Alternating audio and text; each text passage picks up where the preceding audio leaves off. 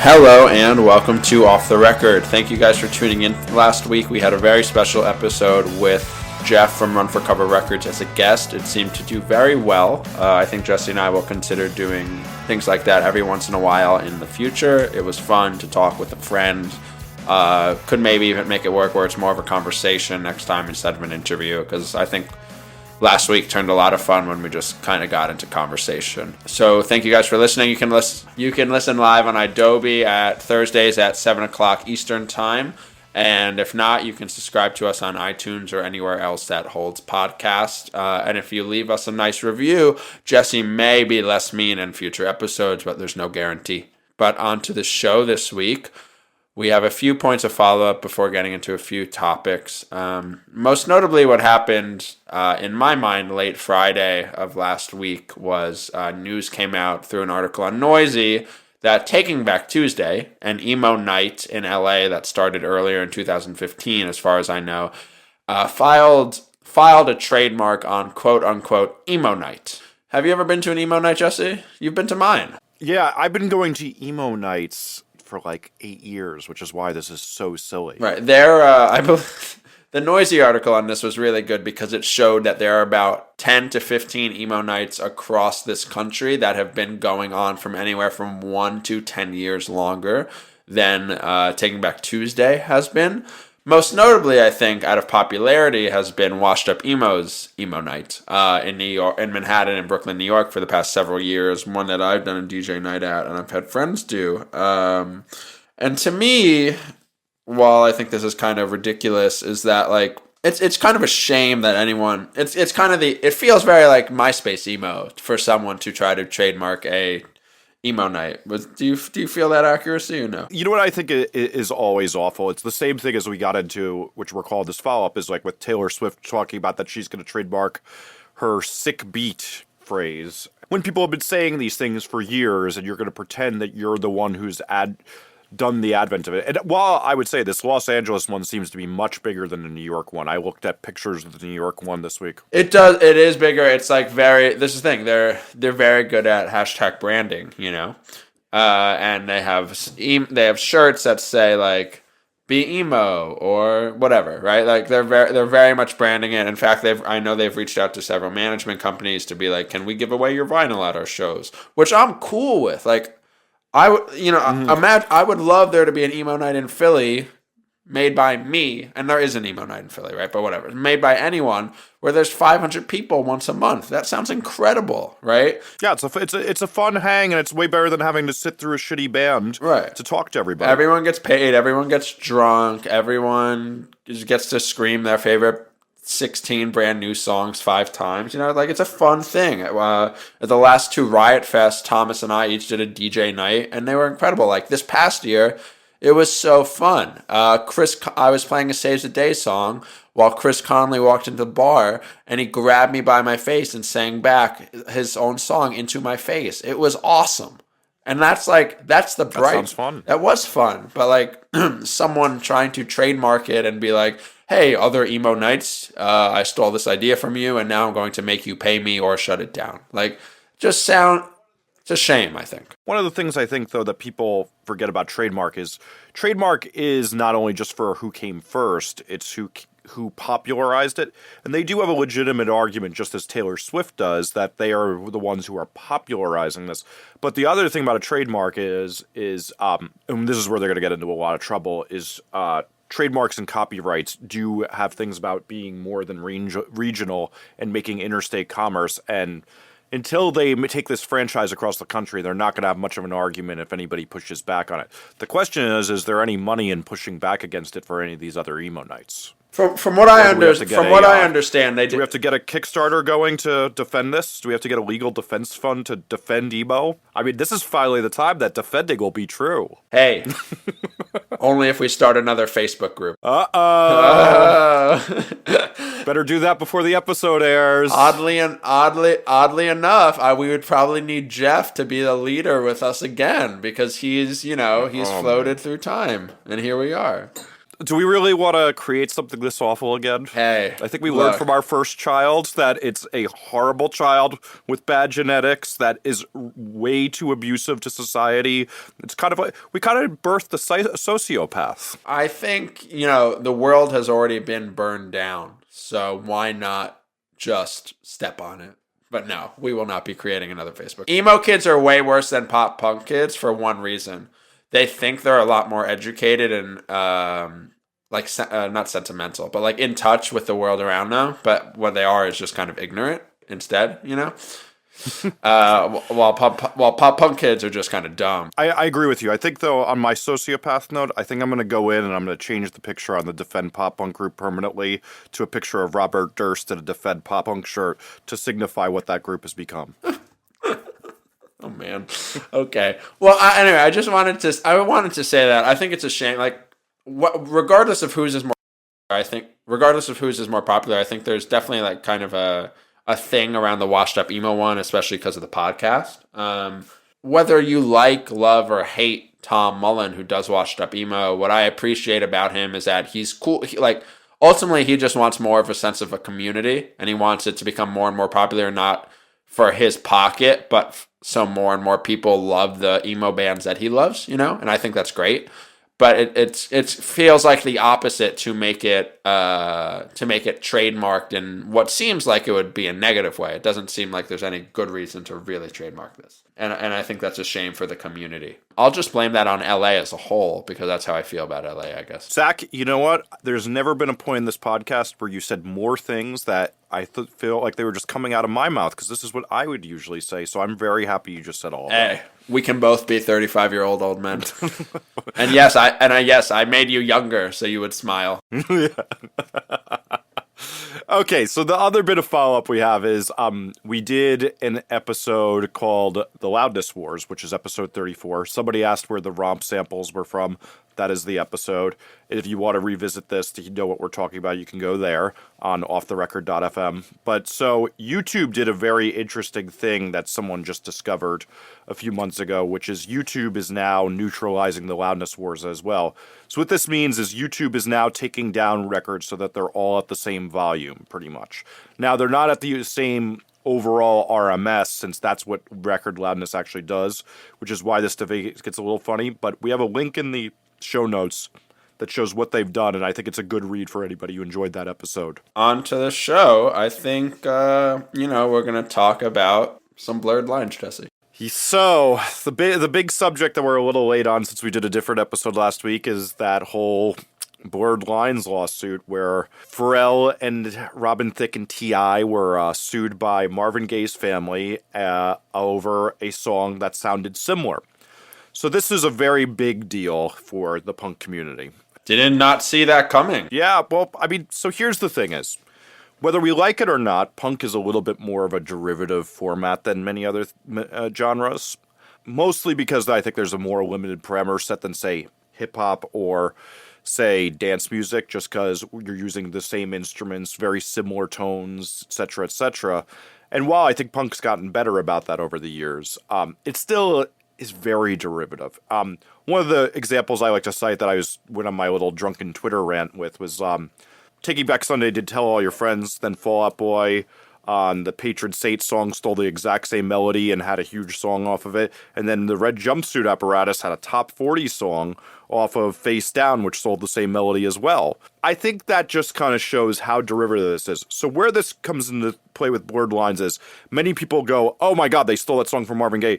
But here's the thing about copyright law with songwriting is that it has to share the same melody. It doesn't matter about drum beats, chord progressions, anything, because that's all so ubiquitous. So it's only about, so my dad understands. Yeah. It's only about that part where it gets stuck in your head, but you don't really know the words, but you can put fake words in there and it still moves along. Is that accurate? I don't know if that's the best characterization of it. Well, make it for dumb people. Okay. You have to be using the same melody, and now when I say melody, I mean the same note choices and the same length of the notes. Ah, so it's a little more specific. Yes. So for some reason, the judge, and we don't really quite know why, and every lawyer, like Billboard did a panel of lawyers, and everybody's kind of perplexed about like why the judge ruled this, but it doesn't seem to follow the copyright law. They are appealing it, and hopefully it will be overturned by a judge. I mean, one of the reasons we have appeals in the legal system is because judges sometimes are slacking.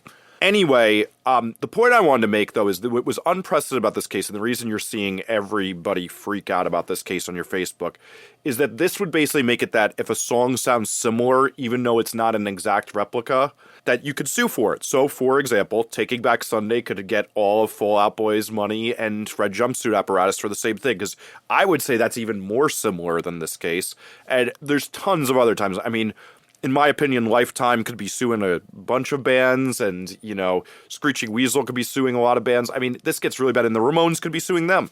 It sets a really, really bad precedent. Now, is that actually going to happen? No, there's not enough money in punk these days, but there is a lot of money in what was arguably the biggest song of 2 years ago.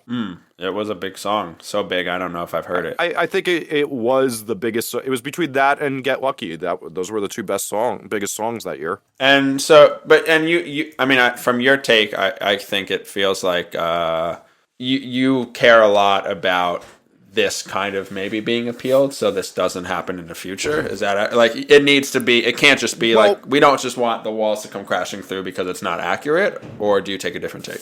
Copyright law was originally intended in a simpler time to be something that protected people who had ideas from getting their ideas stolen. But what it has become now, and I'm somebody who's usually for greater regulation. Your father is going to really like that I'm saying this.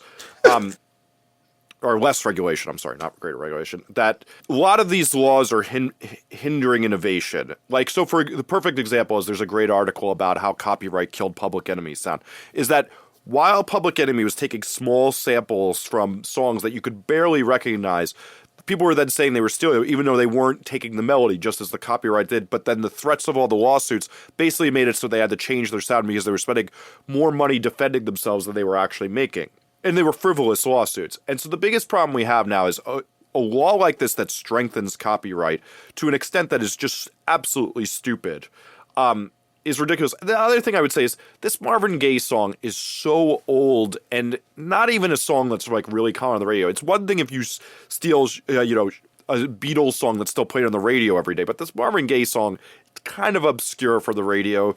And it's just like one of those things, like this is not a ubiquitous thing. This is also why until Sonny Bono, who made a horrible, horrible extension of our copyright law years ago. Basically, when songs turned 50, they would no longer have copyright and they would become part of the public domain, which means that you could do whatever with them because it's basically say they're so ubiquitous in the culture that they're just embedded in this and you can't be expected to uphold copyright laws. Sadly, the lobbyists went and got him to make this extension. So, for example, that's why you don't hear Happy Birthday sung on TV shows is because there's someone who owns Happy Birthday. That's one of the most ridiculous examples of it. Another great example of how stupid our copyright laws is like, so there was a documentary on Les Miserables backstage, and they showed what everybody does backstage during the show. And at one point, they showed somebody watching The Simpsons, and you see The Simpsons for 1 second, and Fox sued them for $500,000 for showing The Simpsons for a half a second. Oh, man. Yeah, so that's why our copyright law is really stupid. Who can I sue? Well, to offer the more educational part about this is if you think this is stupid, there's an organization called Creative Commons that is smarter copyright laws. It's run by one of the smartest people in the world, Lawrence Lessig, who's a Harvard professor of law. I use Creative Commons on my book because I don't think there's anything wrong with somebody taking one paragraph from my book and quoting me in it and saying this in a certain context. I don't think there's anything wrong with nonprofits taking sections of my book and putting it out there because I don't need the money from something that's simple and stupid. My book's 730 pages. Taking a paragraph does not mean you're stealing from me. It means you're citing and you're building off of what I thought. Right. These have much more sensible copyright laws. You can do this with your music as well. Anything you create, you can use a Creative Commons copyright. You can even do it with your YouTube videos. Right. And from what I also even like, it just seems in general like we need to the country or legal people need to take a better look at both copyright and patent issues currently. But that's probably a bigger discussion. This is a big thing in tech. Yeah, very big thing in tech every single week. Yeah. So with that, with a not as big announcement that didn't affect the whole music community. As some not related but somewhat related follow-up to last week's episode with Jeff from Run for Cover, Run for Cover announced this week that Me Without You had joined the label. This is more probably of interest to me than Jesse, but I found it interesting in that Me Without You left a larger label to self-release a record a few years ago called 10 Stories.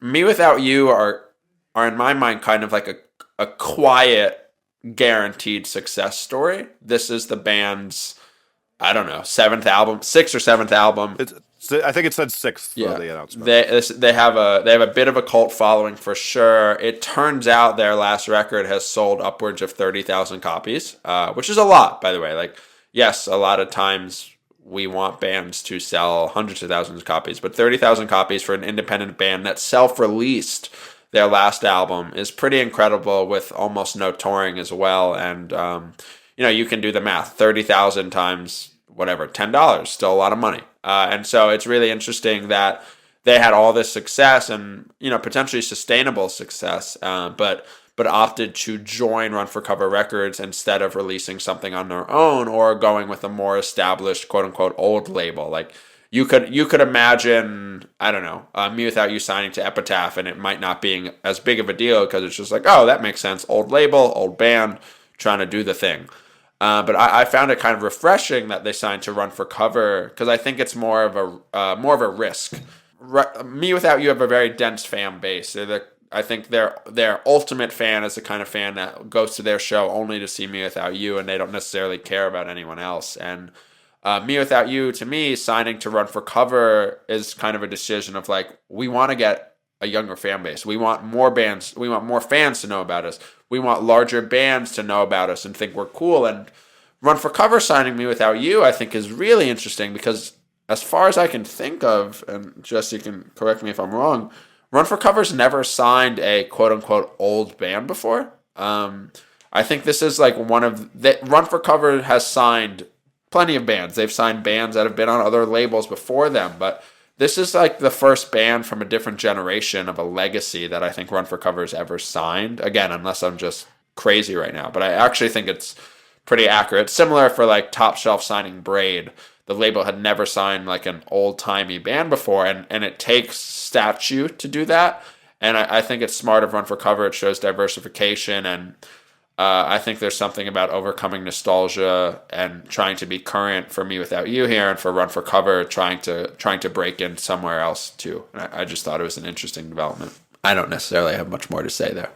Yeah, I have nothing to say because the second I hear that band's music play, I run out of the room. Wow. Jeff's never coming back. Not a fan. Jeff's listening to this right now. He's like, fucker got me on before he started talking shit. Taking shots at my record label. Yep. Now that he had me on. Talking shit. I can't take those mumbled, talked vocals, man. It's really just because you don't like... no, actually, I'm not going to go there.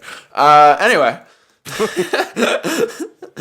So we had a more interesting topic to talk about, which you wrote an article called First Doesn't Matter, or I should say you made a comment about. Yes, I commented on an article that was a short article that I commented on a website I run that has my name on it. And it was called First Doesn't Matter. It was an article from The Verge in relation to MacBooks, so in relation to tech, had nothing to do with music. But the overall tone of the short article was... Apple last week released a new MacBook that weighs 2 pounds, is the thinnest thing in the world. They invented like a new kind of keyboard, a new kind of trackpad, and it only has one port on it, which includes the charging port. And a lot of PC makers started firing back, oh, we released a laptop that was 3 milliliters smaller than this last year, or... we've used this kind of port first, or whatever. But no one bought those computers, and no one even knew that they existed. And so the point of this article was, first doesn't matter.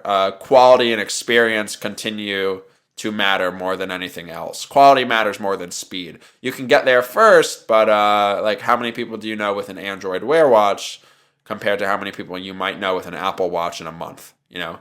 And I thought it was kind of interesting in relation to blogging, because with the new site, I don't want to necessarily have to be like, oh my God, this new band announced a tour. If I don't post this, my world's over. But Jesse also thought about it in relation to music. Well, so David Bowie is actually like the person that I know of that popularized this quote. He said it doesn't matter who does it first, it matters who does it best. And he kind of made a career out of this in the 70s, is that anybody who knows about David Bowie knows he also arguably brought Lou Reed and Iggy Pop. He was kind of like what Kurt Cobain did in later years of or in his time of bringing a lot of the underground artists up to the foreground. And he did have a great point. There's always somebody in music who's taking what the underground does and popularizing it. Hey, you could say Avril Lavigne did that to some extent. I love that punk rocker. I might get rocks thrown at me if I said that at a public forum. Girl writes hits. Someone wrote hits for that girl. Yeah, they were called The Matrix. Love them. It was a terrible time in our lives. Really? Ugh. You think? What was so bad about it, man? It sounded great to me. I love pop music. That was some insufferable shit. One of the first CDs I ever bought. Ooh. Did you want to be her skater boy? I thought I was. I don't know how to skate, Jesse. I'm not punk. Oh wow, that is very not punk of you. Yeah. I have a bad center of balance. The thing I wanted to impress upon in this was I always think about even taking it further in a way that everybody can relate to is Friendster was first in the social networking game, you could say, and no one gives a fuck. MySpace was even second and destroyed Friendster, and then now we have Facebook, and no one gives a fuck about those two. They're dead. They're irrelevant. Then to take it to music, I can remember a particular... there's this band Madison who were signed to that drive-through subsidiary Rushmore, and I produced all their stuff, and I can remember when Hit the Lights came out, and everybody was like, oh my god, Hit the Lights are the biggest Madison ripoff. And now, these kids in Madison, I would always say that two of them are still two of my best friends in the world, but I had to say, yeah, they're a ripoff, but they're doing it better. And there's a reason that Hit the Lights is still around making great music, and Madison's been broken up for nearly a decade. It isn't who does it first, but so that gets into a different thing that I think that is really weird with bands, because one of the worst things you have is a band who imitates another band and then just never can really get their career launched. And you often want to tell bands, no, you should be original, you should do something new. You shouldn't just be this bad imitation of this band, but hey, if you can do that band sound a little better, there is oftentimes that band that's the imitation just apes the other band, but really does know how to bring it to the next level, because they're not doing that well. I had a friend of mine who wrote me to ask an opinion on a band I heard. I said, this band sounds exactly like Transit in the American Scene, but I actually think their singers way better than both those bands' singers, so maybe they'll do it better, but you just got to find that path where they get there, and that is why first doesn't matter. Yeah, it's interesting.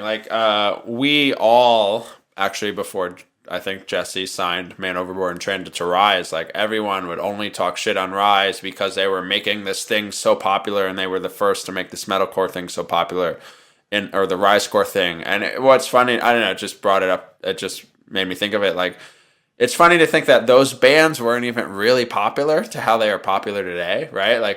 We all thought the world was over because Attack Attack sold 20,000 copies first week, and they ruined the world, and then Attack Attack broke up, and Rise's medium-sized bands are selling more than that, and it's everyone was this is the apocalypse. And you know what, Jesse? The apocalypse is here now, because Sleeping with Sirens will sell 65,000 copies of their record next week. Oh, man, I listened to that record on the way in today.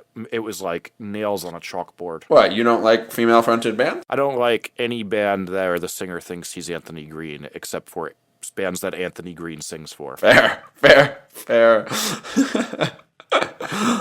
No, I agree with this, though. I'm being so mean today. You are. Wait until we get to the questions that ask if we're punk or not. I think this is interesting. A lot of bands want to rush something, but also kind of counter, if I want to counter this for a second, sometimes first does matter in the sense that if a band, so Title Fight got a lot of coverage in Vogue and GQ for this hyperview cycle, right?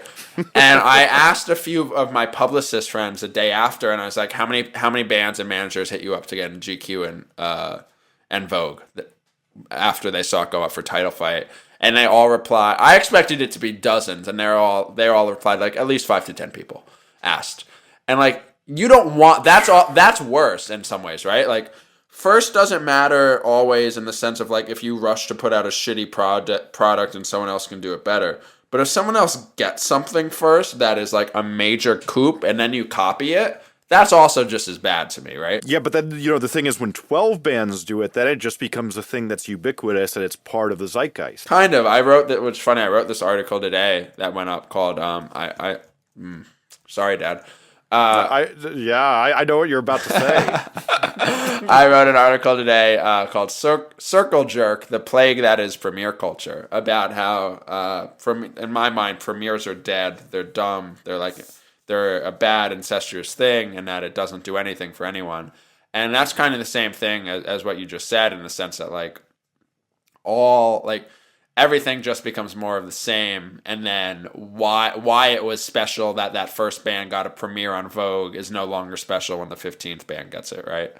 I was just excited to put that in my headline today. I felt really punk about myself. That's actually probably the answer to the question later. Yeah, I mean, the Circle Jerks are one of the punkest bands of all time, too. So. Yeah. Do you think I'll ever hear a song by them or no? I bet you at some point you're going to go to a show. Yeah. And they're going to play a Circle Jerks song or a cover of a Circle Jerks song between the bands, and then you'll hear it. Whoa. See, I got you there. I think that's how I found out about Descendant. Kidding. Rough, dude. Kidding. Really rough. Kidding. That's what we all say when the truth comes out. Anyway, another topic we've been waiting to discuss for a while is the news that Zane Lowe is now an employee of Apple instead of the BBC.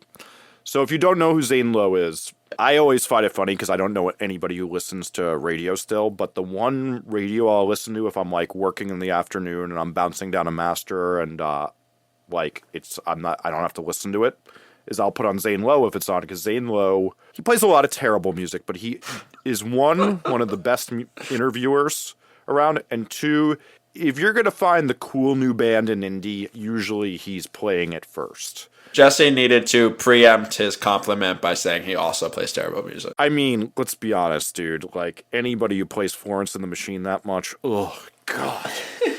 Anyway, so Zane Lowe, though, is arguably a really respected tastemaker, and man, the dude has just got a talent for interviewing. Like, I definitely try to steal some skills from him all the time. If the name sounds familiar, but you can't really place it, he recently did 2 very high-profile interviews with Kanye West, as an example. And Rick Rubin, too. Yeah. Oh, yeah. I think that was even bigger. Anyway, so he's gone to Apple to work for Beats. So why is this interesting? Well, so when Beats first came around, their whole thing was that they're not going to be like Pandora where they're making this dumb algorithm that recommends you music. They want to get people who know music and get them to curate music for you. Suggest other things that you would like because they like it and they're a tastemaker and they know music, not some computer going, yes, you like this, so you like that. I think it's very interesting that they found arguably one of the most well-known tastemakers in the business and have brought him aboard. Yeah, I find it really interesting. Also, something I like about Lowe, as I've read more about him as all this has been happening, is that we just said he's done really high-profile interviews with Kanye West and Rick Rubin, but he's very diverse.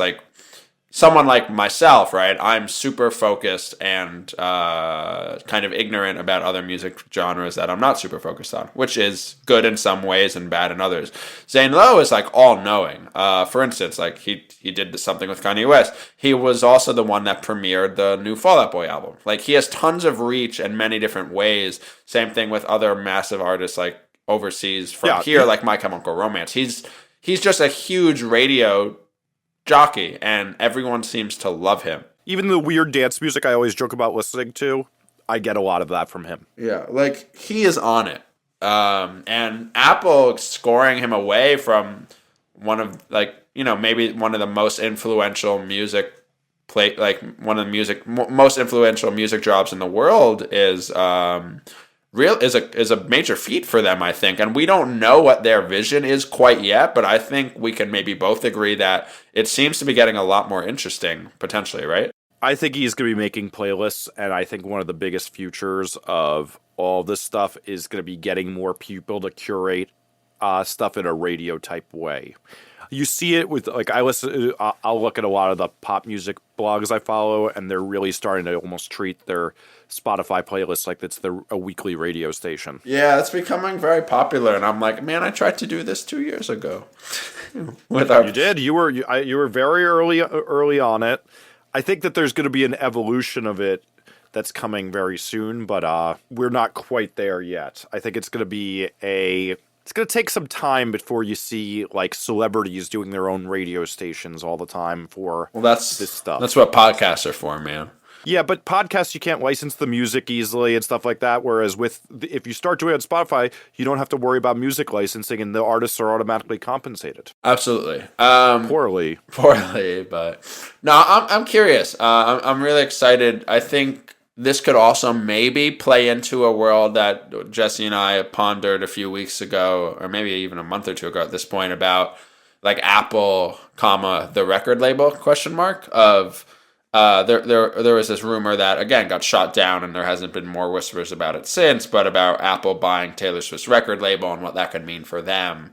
And if you put rumors like that together with like the new Beats music service and the rumors for what's going to be on the new service, and then Apple getting Zane Lowe, stuff like that. Like, I don't know. I just, it feels like Apple's about to kind of get very involved with music again, and I'm excited for that. It doesn't seem like it's necessarily has to be a bad thing. It seems like it could be a really good thing. Maybe not even necessarily for me, but like the general consumer too, which is awesome, I think. Yeah, I'm all for there being a way that I can get music recommended to me from my Apple TV easier, since I often am sitting there writing in front of my Apple TV wanting to hear music while I'm writing. And I can now get HBO Now on my Apple TV. What a beautiful thing, Jesse. I already had the HBO Go on mine, so I'm good to go. You don't share your password with me, man? Come on. Come on, dude! You're gonna try to call me out and make me admit that I'm using my parents' password. No, well, yeah, because I knew that's where we were going. I know you don't have your own. This is the thing. There are only 4 HBO Go passwords in the world, and they're all parents, and we everyone has the same one. It really is kind of true. Yeah. We also got a little follow-up from several episodes ago from Off the Record Goes to College and Off the Record Gets a Job. And instead of breaking them out into another episode, we just wanted to answer a few quick ones. Hi, Zach. I applied to and was accepted into Drexel, though not the music industry program. And I was wondering if you had any advice for someone looking to get into band and tour management. I thought I saw you mentioned you went to Drexel, and I thought, who better to ask than someone who's going to school and I want to go to, and seems like he knows what's up. Thank you very much for thinking I know what's up. As Jesse often says, I run a medium-sized blog, so you can't respect me all that much, but I appreciate you respecting me a little bit. How to get into band and tour management? It's tricky. I got into band and tour management in a way that I would say is not very often going to be the case for someone, as in I had a mediocrely sized successful website, and a booking agent friend of mine said, hey, my best friends are in a band, you should check out this album. I listened to the album, not with any kind of business mind. I wasn't like, can this band blow up? But I fell in love with the album. And I was like, so what's the game plan here? He was like, if you do well talking to people, maybe you could become the manager. And I was like, okay, I don't know what that means. And then so on and so forth. And here we are today. For most people, I would say, if you go to Drexel, there happens to be 500 punk bands, three blocks up from campus, all trying to play house shows. There's going to be 4 different bands in your grade by the end of the first week. If you love any of them, or if you're in any of them, try to make relationships with them, not out of a gross business mind, but because maybe you don't want to play in a band, but you think you can be of wisdom to them of how to get vinyl made, how to get CDs made, where to get t-shirts made, how to do punk t-shirts, etc. Show young bands that you're growing with, like, help them out to do things that they can't do that will save them time and make them money. And the second question here is, I'm currently a junior in college and I would like to work in the music industry. I've looked at a lot of music companies, but none of them pay interns, and I can't afford to intern for free. What can I do? I got bad news. I do too. You're not going to intern in the music industry as a junior in college and get paid. I'm sorry. Unless you get an internship at Apple working for their iTunes department where you would make $60,000 a year as an intern, it's not going to happen. Did you know interns for tech companies get paid that much, man? Get how much? 60,000? Yeah, they get like legitimate life. That's such an outlier. This is the usual media focusing on an outlier and a usual media focusing on the exception, not the rule. No, it is the That's not the exception. rule. It is the exception. Yeah. But I'm just like, wow. Anyway, sorry. Yeah, I mean, there's a famous story like 15 years ago in the New York Times about the $150,000 internship, and then it's leaked that this kid's father has tons of money and basically pays into the company so much stock, it buys up so much stock that they just gave the kid a $150,000 internship. Like this, it's so dumb when people focus on these stupid stories. But regardless, our point kind of unfortunately stands. Well, so I would like to make a greater point. Is the thing that they said is he can't or she can't afford to intern for free. Your time is a pie chart. And I guarantee you, if you analyze your time, if you really want to work in the music business, you're going to have to figure out how you make time to make that work. Now, not to say that an internship's the only way. We discussed many other ways where you could bypass the internship period, just as Zach and I pretty much did our entire lives. With that said, there is always a way you can, if you really want something, you can figure out how to make it work. And that's part of the skills of being an adult. And I hate to sound like such an asshole dad here and be the cop and the suit all at once, but like, there is going to be tons of times in your life, if you're doing this, that you're going to have to look at your time and you're going to say, you know what? I can't play Call of Duty as much. I can't hang out with my girlfriend as much. I can't do this as much if I want this more. And you have to make a decision. Do you want this music industry job more than that? It sucks. Not everybody has rich parents. I didn't have crazy rich parents who could pay me a salary while I interned. I had, or even just the time, I had to have jobs and do other things at times. And like, you know, I'd watch other people who had crazy rich parents who could afford to do that, to give them these things. You got to figure out how you make it work with the set of situations you've been handed. Make lemonade out of limes, Jesse. You know, limeade, I prefer more to lemonade personally, so I'd be happy to do that. Oh my God. The show where I quit. What's wrong with limes, dude? A good lime and a Corona in the summer? Oh my God. You are my father. Oh, I can't wait to drink one of those with him. To start off our questions and slowly take this podcast into a descent of hell, and somebody has an interesting question that says, our band is in the pop punk realm. I prefer to play all ages, but I'm starting to see the 21 plus crowd as another potential market. Do you think playing 21 plus shows is damaging to a band's image with their younger audience? You want to go first, or should I? I kind of I don't know. I have like quick thoughts. I don't know that I necessarily have a lot of perspective here, mostly because I'm a little confused by like, I don't know many opportunities that are in the 21 plus world that aren't in the all ages world, except for the occasional show that's 21 plus, right? Like, it's not like, hey, I can make $1 million if I start playing this show, this 21 plus show, instead of an all ages show. Like, maybe I'm just ignorant to the music scene that this one person is talking about, but like, for example, in Philly, there's a few 21 plus venues, but the majority of them are all ages or 18 up. And so I don't really, I guess I don't. Yeah, this is an increasingly uncommon thing. But so my easy answer to this is go ahead and do it. And trust me, if you're fucking up and your audience doesn't like it, you're going to know about it on Twitter fast enough to repair it. Because you're going to get tweets and Facebook comments and whatever else that tell you how much they don't like this. I can remember Man Overboard playing like one dumb 21 plus tour on a tour we were just support on. We got like 4 emails from kids freaking out about this. And we didn't even know. It's just that thing. You're gonna know if you do this, and then you're gonna learn your lesson, and it's not gonna be the end of the world. You could still become the next Fall Out Boy, Taking Back Sunday, Red Jumpsuit Apparatus, huge band who rips somebody else off. Wow, you're just bringing it around. Yeah, I just think it's more of a... I think you always want to play to anyone that can come see you. If you unfortunately have to play a show or two on tour that has an age restriction, that's just how it's going to go sometime. But, you know, if you're in a pop punk band and you think most of your fans are 14, it doesn't really seem like the grass would be greener on the other side. So I would say just be smart to your environment around you. Here's another potential thing is, let's say you get offered the opening slot for the Dropkick Murphys show.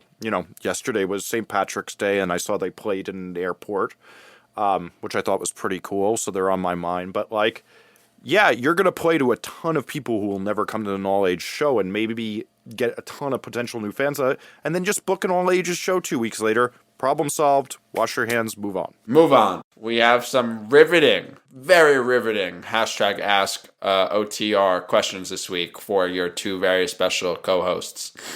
The first one is, we thought on this for a while. We didn't know if we should answer it last week, but we're going to get around to it now.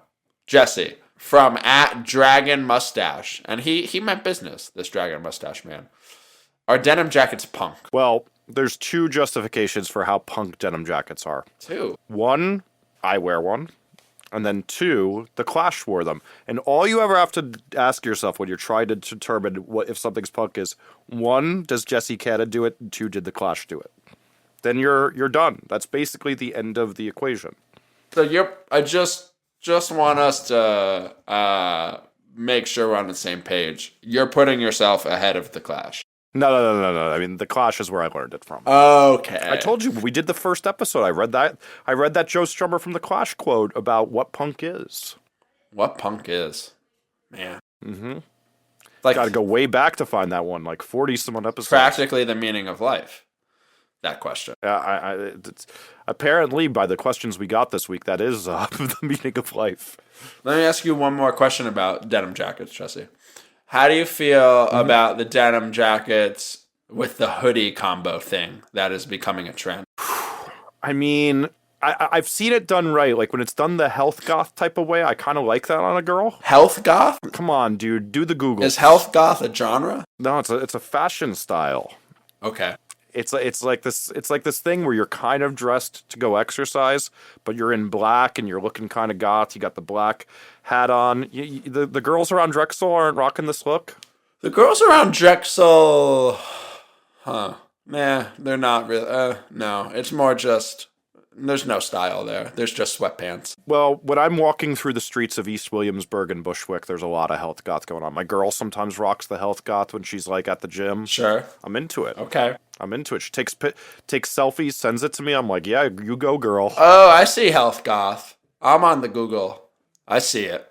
Yeah. Okay. Yeah, I could pull off. Can men do health goth? That men can do health goth, but you dressed as health goth is a good laugh. Okay, I see a picture of Kanye West doing health goth. Oh yeah. Kanye could definitely do some health goth. Okay, good to know. And one more, Jesse. One time I saw you in a denim jacket with denim jeans. Listen, my Canadian tuxedo look, you got to be very advanced to pull that off, but I am so advanced, I can pull it off. Okay. I'm just putting that out there, I mean, who has a better pin collection on their denim jacket than I do? So, that already there says it. All right, well, moving on before you guys all turn this off. From @ButchNat, who asked a few good questions this week, some of which we're saving for next week. Why would Zach say that the Warped Tour lineup is the best in a while when the leaked main stage is the least diverse and worst in years? Although the smaller stage are above average this year, the main is so awful this year. The main being the main stage, not the band, the main, who are not playing Warped Tour this year. And also a terrible band. Okay, Jesse. Yeah, I'm really angry you're putting me in a hot seat position right now. No.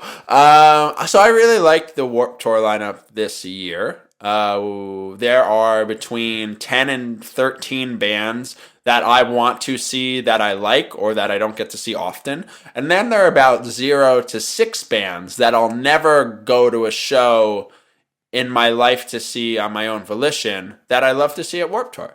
You know how excited I am to see Attila at Warped Tour this summer? Very excited. Still maintaining we got to do that live broadcast of their set at Skate and Surf. Yes, I'm excited to see Pierce the Veil at Warped Tour this year. I'm not a fan of the band, but I've been told repeatedly that they put on an insane live show, and I want to see what the children love. There's this band 68 that has Josh Skogan from the Chariot in it. It's not my kind of music, but I'm interested in seeing the band. And so I think everyone kind of has the wrong perspective of Warped Tour. And when I say everyone, I mean not everyone, but everyone. It's okay if you don't want to see any bands on the main stage. It's okay, I promise you. If you want to see 10 bands that are not on the main stage, is that a bad thing?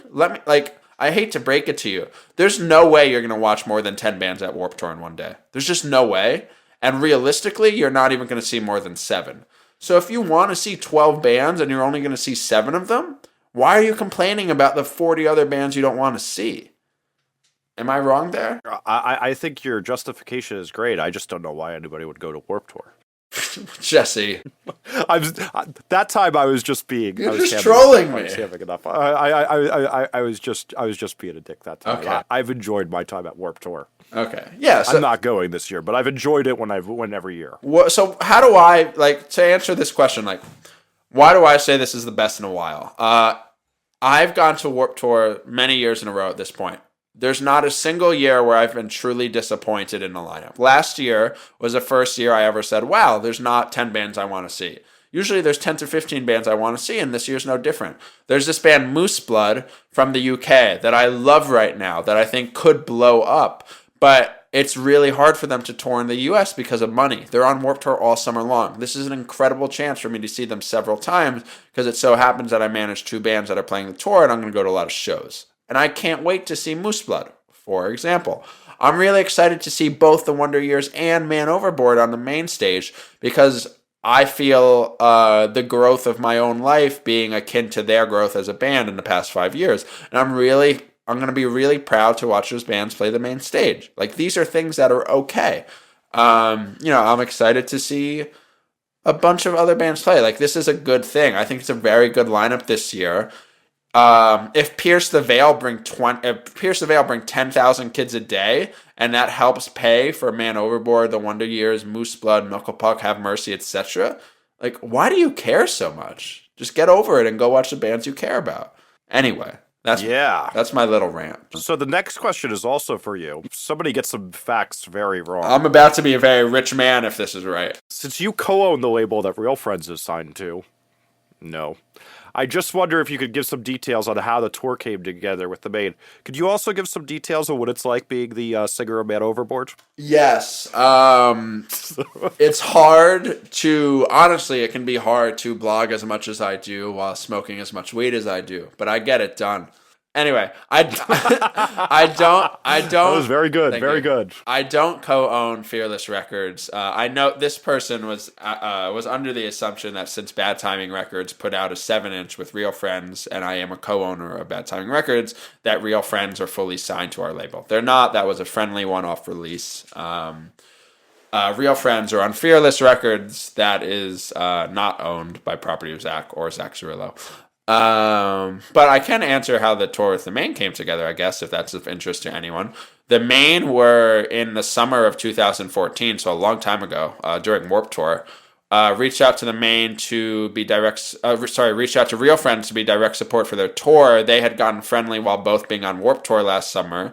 The Maine are releasing a new album in a few weeks, and they wanted to try to have a more diverse lineup that skewed younger, which I thought was very smart. The Maine most recently have gone on tour with Anne Berlin and Mayday Parade, etc. And those are good tours, but they're not necessarily getting the Maine new fans. And Real Friends also were coming off of a headline tour where they played to 500 to 1,000 kids a night. And frankly, it's a pretty smart move for the Maine on a headlining tour to do a tour in 2,000 cap rooms to try to get 1,500 to 2,000 people to see them a night and try to get a lot of new, younger fans. Real Friends wanted there to be a band that they sonically got along with more on the lineup, and the Maine were cordial enough to offer Knuckle Puck, another band I managed, to be on the tour.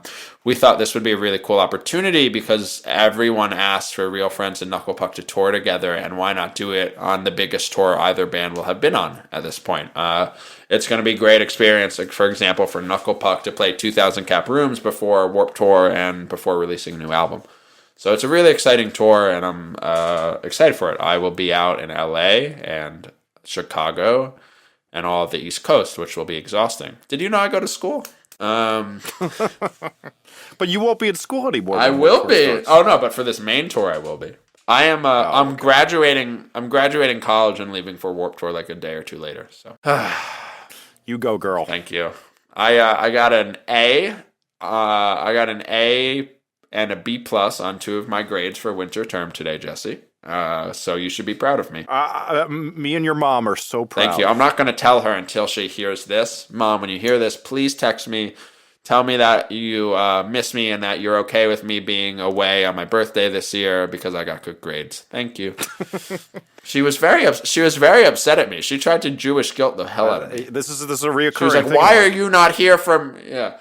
She was like, "Why are you not here for me on your birthday?" I'm like, "Really?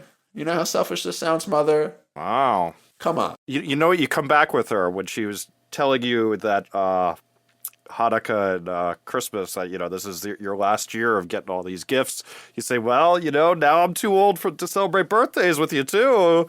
Better rethink that whole thing. 1, I had forgotten about that. I think I blacked it out of my mind, and now I'm heartbroken all over again. 2, this is a genius idea, and my mother will try to curse you. Wow, great idea. Yeah. Sorry about that. All right. So our next question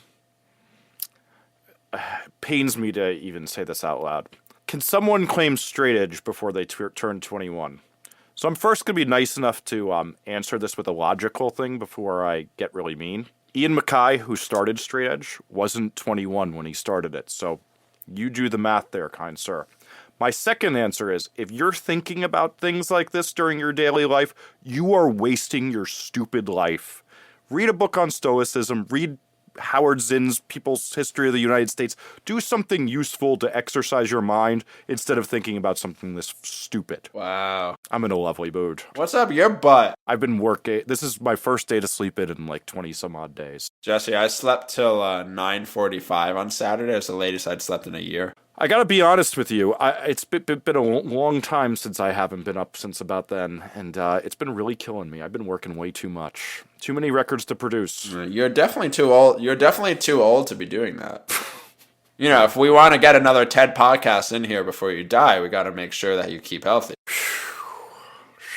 Yeah, Man. Let's just go to the next question. What's the most, and this, so we opened this up with a question about punk, which was, are denim jackets punk? And we're closing this out with the real harder hitter, which is, what's the most and least punk thing either of you have ever done? I've been thinking about this since like 9 a.m. when I put the question in our notes, and I'm not sure I have quite the answers yet. Do you have, has anything come to the top of your mind? Can I answer for you and you answer for me? Oh, that'd be great. All right, your least punk thing you do is listen to terrible piano pop music. Are you like Vanessa Carlton and that? What's that guy? Jax the Mannequin guy. Jax man. Ugh, that's not very punk. Okay. What's the most punk thing you do? I mean, you do help run Jade Tree Records. That's like that is the most punk thing. I think the punk community was pissed off when that happened. Yeah, that's really. They're punk. like, no, we have to let him in. Damn. Truth be told, I was doing the Whisper campaign behind that. I just thought of what the least punk thing you've ever done has been. But go ahead. Starting the Defend Pop Punk group. It's close. Yeah. I'll tell you what the least punk thing I think I do is. Yeah. I pay $8 for green juices every day. Well, that's it. You've never done anything punk. Have any of us ever done anything punk? Is punk a real thing, Jesse? Dude, I'm just going to remind you for a second. I've produced records by The Misfits, Conflict. I produced a record from Leftover Crack called Fuck World Trade. Oh, yeah. Oh, also... Okay, well, Jesse answered it himself, so he's drinking his green juice right now instead of Red Bull like a normal producer, and that's it. Well, thanks for listening to Off the Record this week. To keep up with us, you can check in at offtherecord.fm or twitter.com/offtherecord.fm. Jesse's on Twitter at Jesse Cannon. I'm at Zezarillo. You can listen in with us live at idobi.com, and you can even give us a rating at iTunes or ask us a question by tweeting #AskOTR. Thank you. We'll be back next week.